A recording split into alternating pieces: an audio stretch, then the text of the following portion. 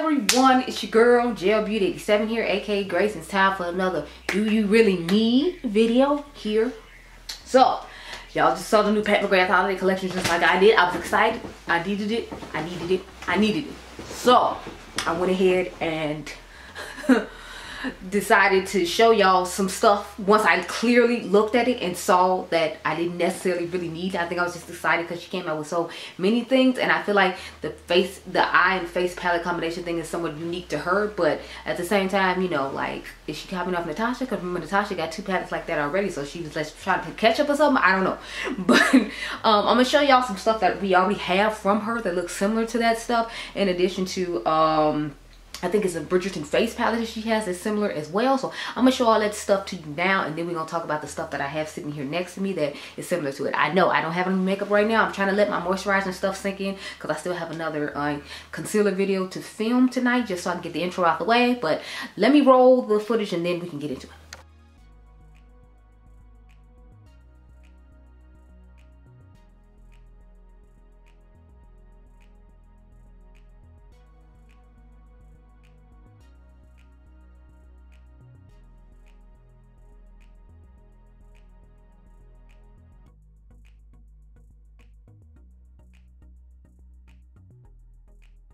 Okay, y'all, so now that y'all saw the footage that was going on, we're gonna go over each palette and which palette I feel like I already own in my collection that is a good alternative for, that has come from Pat McGrath or somewhere else. I only have one palette that came from somewhere else that I feel like it'll be a good alternative for, like, the combining of both the palettes. That's why I am, you know, just showing that.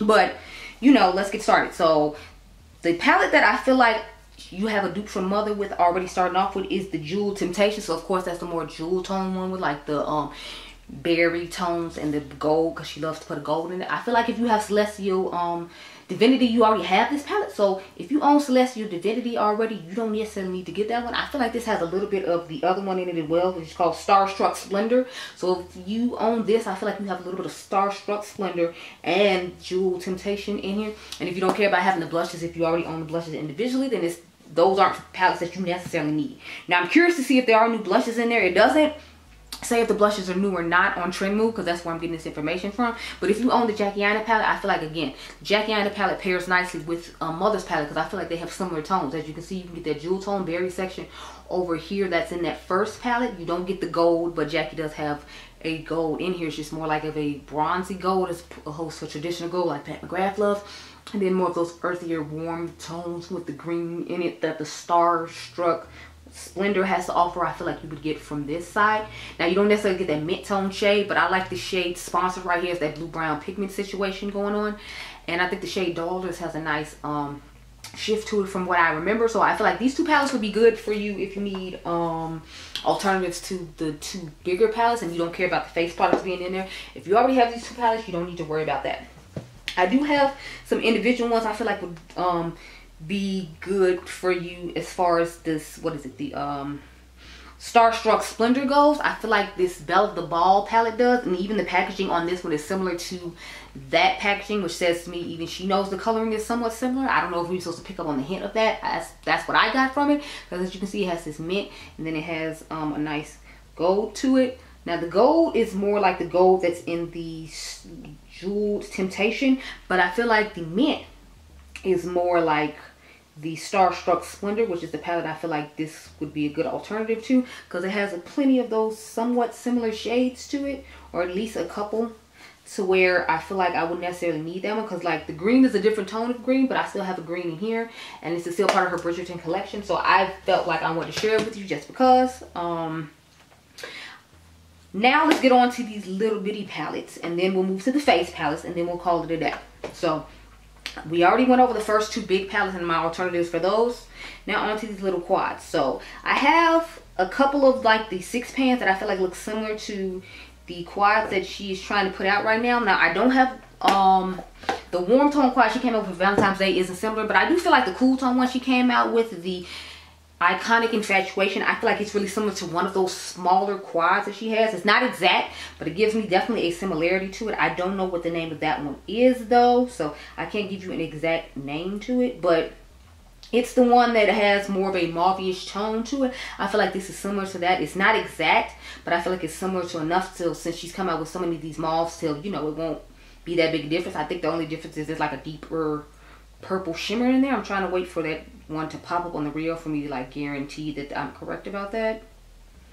Yeah, like it has different tones and different shimmers in it than this, but I feel like this is a good alternative for that, because at the end of the day, since she's done so many pinks and mauves, I feel like the slight difference in the mauve isn't going to make it a huge enough difference for you to buy it. Y'all know I'm still going to buy the good majority of it, so we'll get to see in person if I'm right or not. But for the people who don't or want to just wait to the sale, I feel like these are ideas that'll hold you off until it goes on sale, because we all know it's going to go on sale the way it normally does. I hate to have to say that, but I mean, realistically, yeah.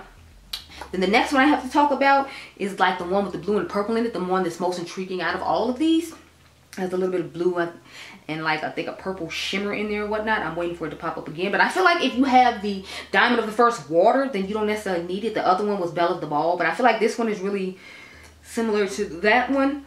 I mean, the blues in there, there are more blues in there than it is in here. You just get this sparkly blue in these mauves, but again, I feel like this could be a good hold off one for you, because it still has this shade, and this is, to me, is the more exciting shade when it comes to that quad, because the purple in there is okay, but you know, I feel like she has given us a couple of purples in the past, not a whole lot, but I feel like she has you have enough from her to hold off with, because it's just like a brighter blue, a deeper blue, a purple. This is your brighter blue. This is your like purplish mauve type shade. So if you have this one, it could be similar. You could also look at that Star Wars one that she had that came out a little while ago that had nothing but shimmers in it, because it has like a blue in it and a purple shimmer in it. Now I know there's a purple matte in this one as opposed to a purple shimmer, but I still feel like that could be a good alternative. But if you want even closer alternative to that one, then you should look into your Jewels and Gem palette, because I feel like this is a good alternative for that particular quad. If you already own Jewels and Gem from Utenzi, then I feel like you already have those tones, and you don't need to get the 5-pan from Mother, because this gives you more variety of that,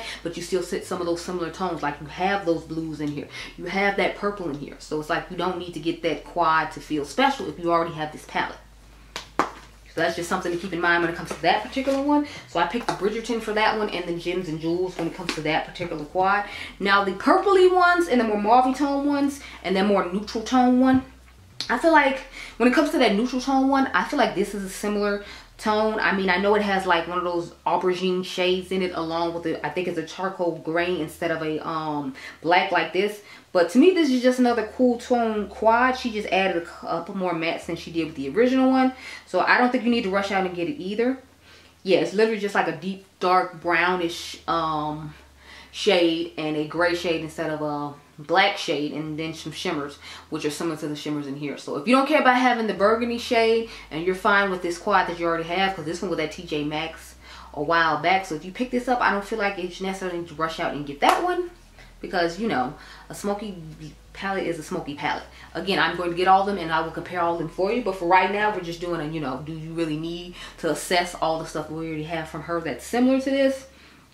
Now we're gonna get to the more mauve-ish toned looking quad, which has I feel like the shimmers in here are a little more warmer just from the picture that we saw, or the video I showed you all, than in that one. That one has like an ashy-ish toned, like purplish mauve shade here, and then like a deeper I think purpley outer V shade from what I'm seeing in this video. Or actually it looks kind of brown, you know, it looks more burgundy-ish, pinkish brown. So I'm really just kind of like, again, I don't feel like it's necessarily needed, because I feel like this is just a warmer version of that palette. And as you can see, you already have this like brownish burgundy shade, and then you have like a lot of mauve shades. And if you paired this with the mauve tone palette I showed you all earlier to go with the other quad, then I feel like it does really make a difference.